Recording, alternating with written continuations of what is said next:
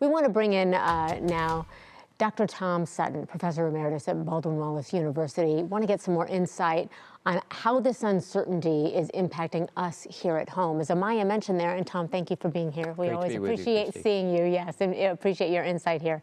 So she mentioned gas prices surging in Northeast Ohio, as I suppose would be expected. But I'm wondering, what are you watching specifically to try to gauge how long these fluctuations will last and how high prices will go?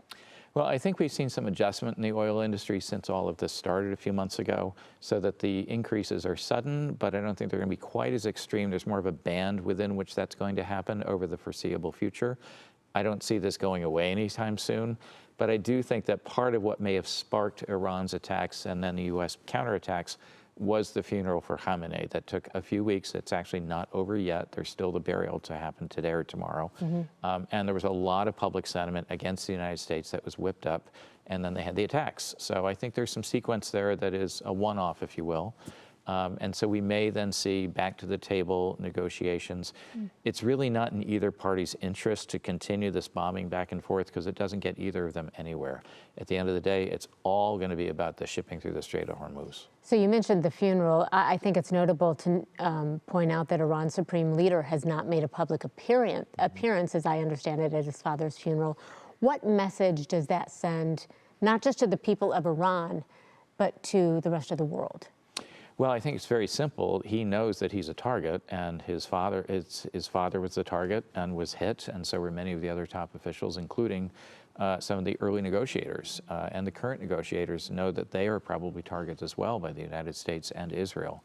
So they're trying to avoid that, and I think the people see it as a good thing that he's trying to keep in hiding.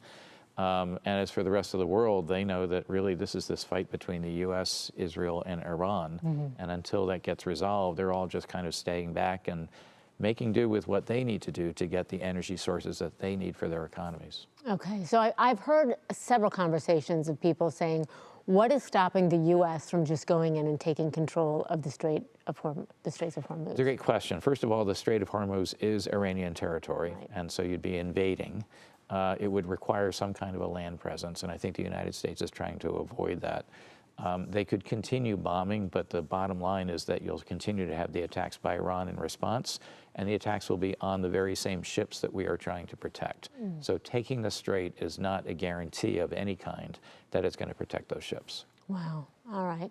Tom, thank you so much. I always learn from you when you're here. We appreciate you very much. Absolutely. Thank you.